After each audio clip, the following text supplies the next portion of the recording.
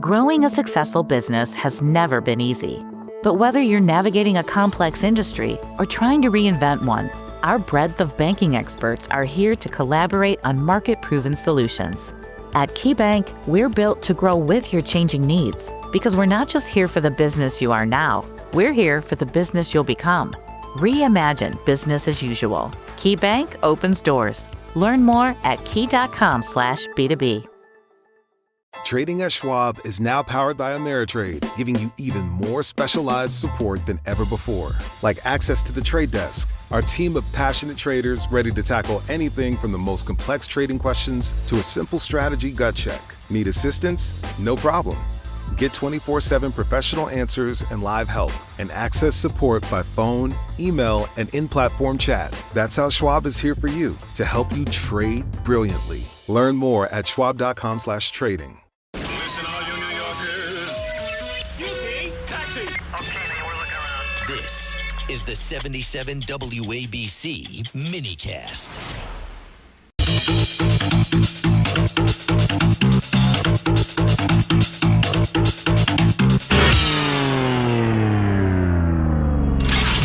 It's More Money with leading economist Steve Moore. Now, here's your host, Steve Moore. We are back, folks. This is the More Money Show. I hope you're having a wonderful weekend. Boy, we are live and we're in color. It is absolutely a beautiful day where I am in the beautiful city of Washington, D.C. Happy Father's Day to the fathers out there. My next guest is John Fund. As promised, John Fund, you know him from his several decades working at the Wall Street Journal editorial board. He also is the author of many books on election fraud, stealing elections, which happens way too often in this country. He also works with me at Unleash Prosperity. It's one reason you got to get the hotline, because John does our political items for the hotline. So, John, first of all, thanks for joining. Thank you. Okay, so much to talk about, John. Let us start with a very disturbing development, which is, it looks to me, I think all the votes are counted, that basically another Democratic socialist and another Zoran Mandami has been elected, in this case in Washington, D.C. This, to my count, is like 5 now major cities, including New York, including Seattle, including Los Angeles, that have far left-wing Democrats who do not believe in free market capitalism running the cities.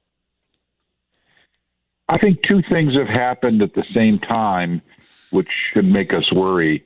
The first is Ronald Reagan was right in his farewell address when he said, if we don't properly teach our history, the values of the country, and the founding fathers to school children, they're going to forget that. He said, liberty cannot be transmitted through the bloodstream. It has to be educated generation to generation, and we have failed that. And I blame the teachers union, and thank goodness the school choice movement is gaining as much momentum as it did. The second problem we have is this. Because a lot of these cities have been so badly governed for so long, they have rent, which is much higher than it should be. A lot of these cities have rent control, yes, yep. Which, of course, doesn't work. They have incredibly expensive governments because of feather bedding union contracts and all kinds of restrictions on business and regulation. So these cities are very expensive to live in. The reaction, unfortunately, by young people, especially young people who've moved into these cities, is things cost too much. Let's soak the rich. Let's dismantle the free market and bring in socialism. This is precisely the wrong approach, because it's the socialism that led to all of the problems we're complaining about. Yeah. It's like putting gasoline on a fire. Yes, exactly. So how concerned should we be about this? I'm one who loves America's great cities. As you know, John, I'm from Chicago. You've lived in New York much of your life, and you're also from California, I think the San Francisco area. So I hate to see this happen to our big cities, but it looks like it's almost a virus. It is, although there are some vaccines. Some cities have turned around. San Francisco, my hometown, has a new mayor, and he is making things better. Yes, he's a good mayor. Yep. He is. Minneapolis is holding the line. The local mayor there did defeat a Democratic Socialist friend of Ilhan Omar in the last election. Minneapolis is stabilized, not necessarily getting better. But if you're talking Seattle, Portland, Philadelphia, Washington, D.C., New York, terrible. They're in trouble. Well, John, I mean, my gosh, as you know, I'm from Chicago. The Bears are leaving Chicago. That's how bad it's getting there. They literally are going to Indiana. The Bears are scared of something amazing. They're scared of their own city.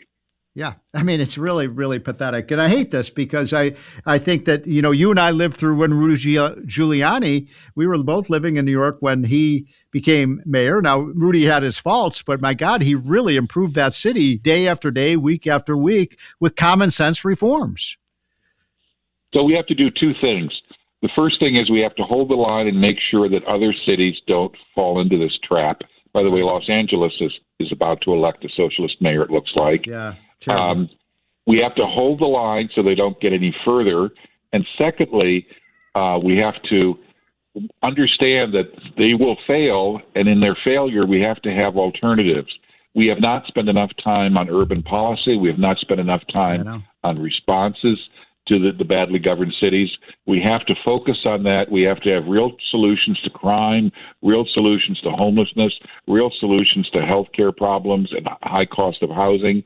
And we have to turn the cities that are red states, turn them into examples that other cities can follow. Yeah, that's for sure. So a couple of other questions I had for you, John.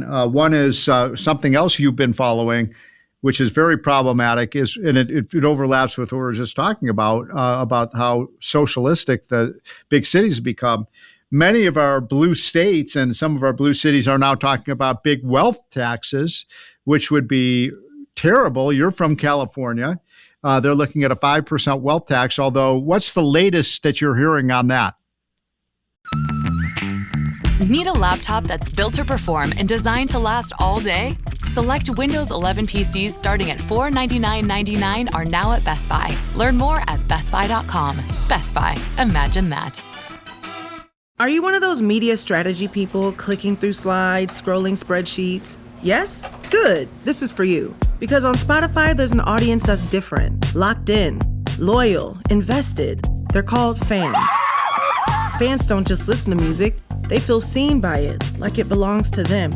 So when your brand shows up on Spotify, that's who you're talking to. And you're right next to artists like me, Lizzo. So, are you ready to talk to fans? Spotify advertising. You're among fans.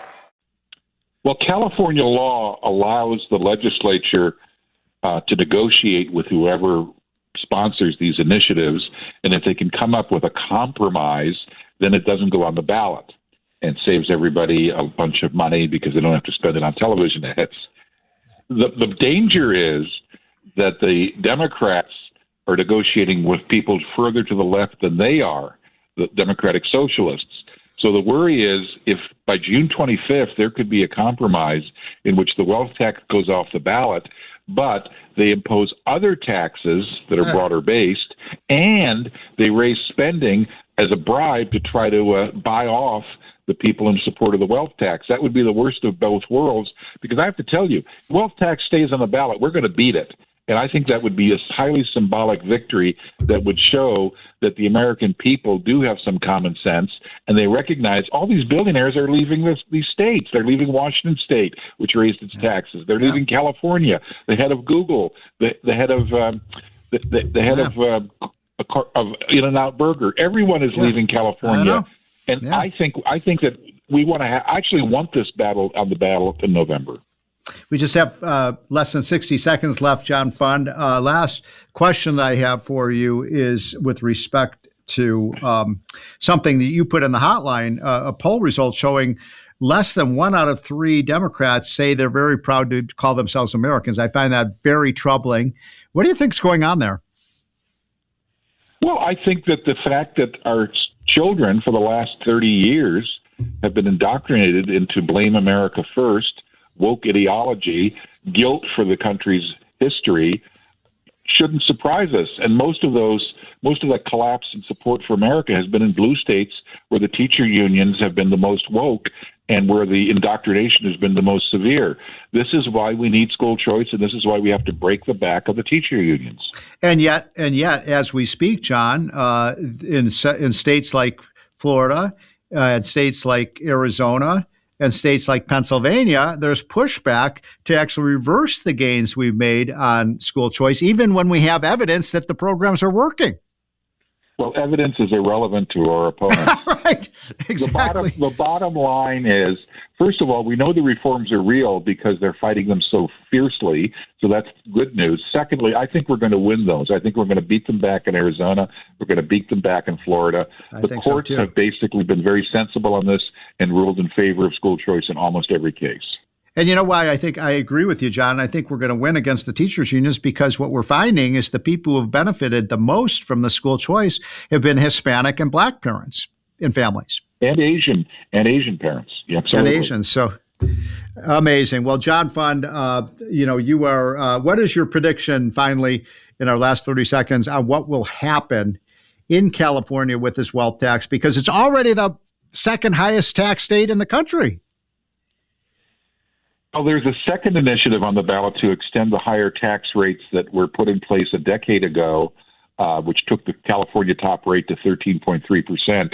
I think there may be a compromise on that in which the legislature basically says, okay, we'll extend those taxes, and in exchange, if you pull the wealth tax off the ballot.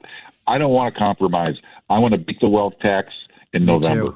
Me too. John Fund, thanks so much. That's John Fund. He works with me at Unleash Prosperity. You know him from the Wall Street Journal and Fox News. Folks, in my last minute, I just wanted to, first of all, say Happy Father's Day to the fathers in this country who make our families possible. And I also want to say, love America. This is the greatest country on earth. I'm so disappointed to hear some of my Democratic friends say, hey, you cannot, you cannot love our country. You may not like Donald Trump. You may not like, our politics, but this is the greatest country on earth, and we are blessed to be in it. I will be there on the 4th of July, celebrating our 250th birthday. I know you will too. And put a flag in front of your house. That's when you know you're a patriot. Folks, have a great weekend. We'll be back. Same bat time, same bat channel on the More Money Show. Have a great weekend.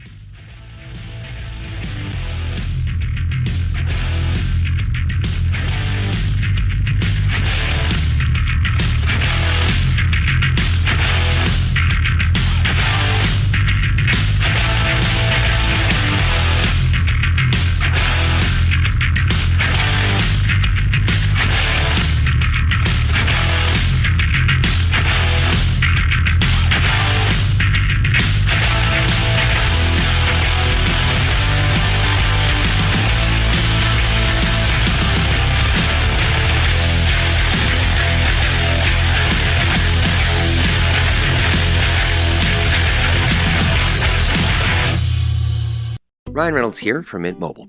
I don't know if you knew this, but anyone can get the same premium wireless for $15 a month plan that I've been enjoying. It's not just for celebrities, so do like I did and have one of your assistants switch you to Mint Mobile today. I'm told it's super easy to do at mintmobile.com/switch. Upfront payment of $45 for 3-month plan, equivalent to $15 per month required. Intro rate first 3 months only, then full price plan options available. Taxes and fees extra. See full terms at mintmobile.com.